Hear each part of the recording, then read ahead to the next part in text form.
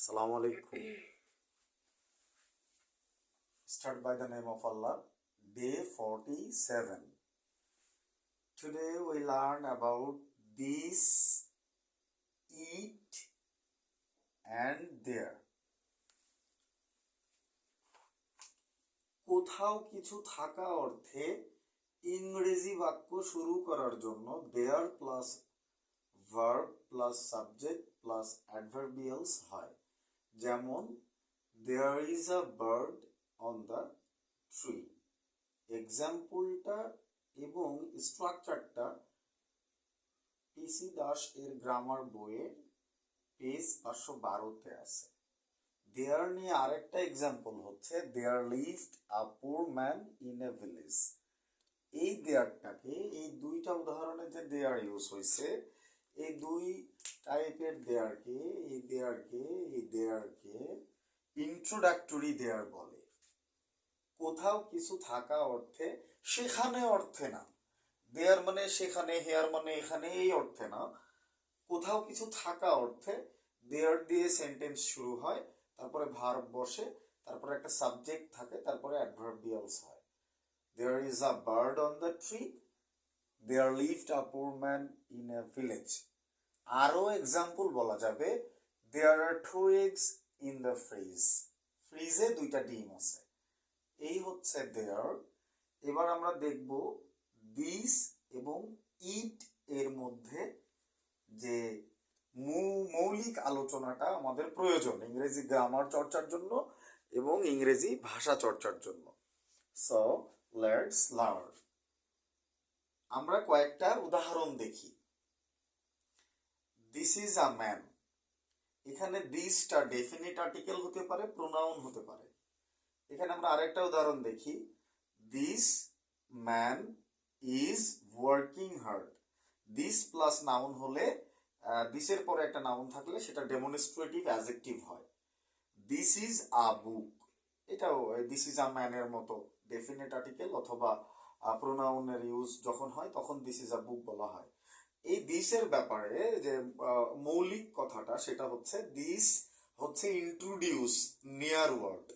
কাছাকাছি কোনো বস্তুকে বা কোনো ব্যক্তিকে সরাসরি বোঝানোর জন্য, ইন্ট্রোডিউস করার জন্য, নিজেকে ইন্ট্রোডিউস করানোর জন্য দিস ইজ সাদিক, এইভাবে দিস ইজ যে কোনো নাম বলে শুরু করার জন্য এটা একটা introduce word. This actually pronoun, but this plus noun হলে ওই দিস কে ডেমনস্ট্রেটিভ অ্যাডজেক্টিভ বলা হয়। তারপরে আমরা ইটের কিছু এক্সাম্পল দেখব। It is read by Surya. এই যে এইখান থেকে উদাহরণটা পাস হচ্ছে। This is a book, it is read by Surya. তাহলে দিসের সাথে এখন ইটের একটা রিলেশন আসবে। এই ইটের ইউজ আবার ইন্ট্রোডাক্টরি দেয়ারের মতো হবে।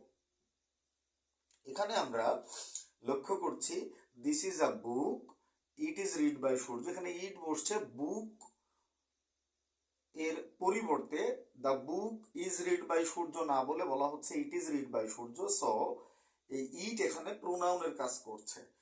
তার নাউন কোনটা? বুক।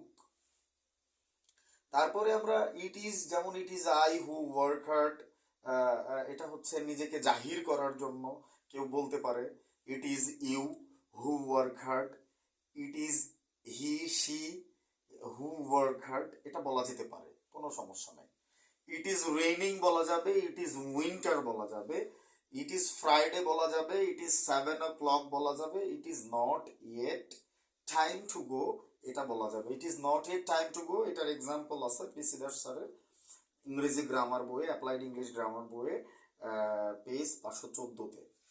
এইবার এখানে দেখা যাচ্ছে আরেকটা তথ্য যে এই ইটকে যেহেতু এই বাক্য শুরু করার কাজেও ব্যবহৃত হচ্ছে, আবার একটা নাউন বস্তুবাচক ওয়ার্ডের নাউনের প্রোনাউন হিসাবেও পরবর্তী সেন্টেন্সে ইট ইউজ করা হচ্ছে। সো যখন ইট সরাসরি সেন্টেন্স শুরু করার কাজে ব্যবহৃত হবে তখন আমরা দেখবো যে ইন্ট্রোডাক্টরি ইট বলা হবে তাকে। ইন্ট্রোডাক্টরি ইটের ব্যাপারে মজার তথ্য হচ্ছে সবসময় ইন্ট্রোডাক্টরি ইট সবসময় কোনো অর্থ প্রকাশ না করে, সরাসরি নিজের অর্থ প্রকাশ না করে শুধুমাত্র বাক্য শুরু করার জন্য ব্যবহৃত হয়। ইন্ট্রোডাক্টরি ইট সময় সময় জ্ঞাপক হয়। ইট, তারপরে ভার্ব, তারপরে একটা সময়বাচক শব্দ আছে, raining, winter, 7 o'clock, Friday, it is not a time to go, তারপরে এই তো বিষয়গুলো। সো ইটকে সবসময় প্রিপারেটরি ইট বা ইমপার্সোনাল ইট বলা হয়। এইখানে আরো 2-3টা গুরুত্বপূর্ণ তথ্য হচ্ছে, this can't be replaced by it. এই দিসটা কখনো ইট ইটে রূপান্তরিত হয় না।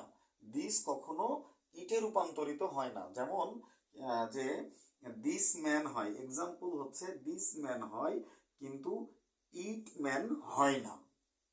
আমরা এইগুলা দেখবো, মনে রাখবো, অনেক প্র্যাকটিস করব, অনেক চর্চা করব, শেখার উদ্দেশ্যে দেখবো, তাহলে ইনশাআল্লাহ আমরা বুঝতে পারবো। You will never get this far in your studies. এখানে দিসটা আবার যে অ্যাডভার্ব হিসেবে কাজ করছে, তাহলে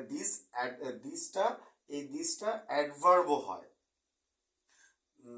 কি বলতেছে বাংলা অর্থ, this will never get this far in your studies, মানে ইউ উইল নেভার, তুমি কখনোই পারবা না গেট দিস ফার, এই যে পড়াশোনার সাথে যে দূরত্বটা তৈরি হয়েছে, ইন ইউর স্টাডিজ, এটা তৈরি করতে পারবা না। তারপরে দেখা যাচ্ছে যে দিস তাহলে অ্যাডভার্ব হিসাবে ইউজ হচ্ছে, তারপরে হচ্ছে অ্যাডজেক্টিভ হিসাবে ইউজ হচ্ছে, প্রোনাউন হচ্ছে, ডেফিনিট আর্টিকেল হচ্ছে। এই জায়গাগুলোতে আমরা যত্নশীল হব শেখার ক্ষেত্রে আর কি। বেবি, খাও ইত্যাদির, মানে যে কোনো বাচ্চা কাচ্চা, ছোট বাচ্চা বা ইনসেন আনসাউন্ড মাইন্ড, এইরকম কোনো অ্যানিমেল বা সরাসরি কোনো পশুর নাম আসলে ইত্যাদির সরাসরি প্রোনাউন হবে it. You are all connected to English universe with advocate Sadiq. আমরা 25/12/2024 আছি। এই হচ্ছে ডে 47, দিস, ইট এবং দেয়ার নিয়ে আলোচনা, বেসিক আলোচনা। আমরা আমাদের grammar learning, English grammar learning এবং ইংলিশ ল্যাঙ্গুয়েজ লার্নিংয়ে ধৈর্যের সাথে আরও অনেকটা পথ এগিয়ে যাব ইনশাআল্লাহ। যতদূর গেলে ইংরেজি গ্রামার চর্চা এবং ইংরেজি ভাষা চর্চায় আমরা দক্ষ হয়ে উঠবো, আমাদের অনুভূতিটা এরকম হয়ে উঠবে ইনশাআল্লাহ, তখনই আমরা থামবো, আদারওয়াইজ থামবো না। দেখা হবে পরবর্তী ধারাবাহিক কোনো না কোনো ক্লাসে। টিল দেন, টাটা, আসসালামু আলাইকুম।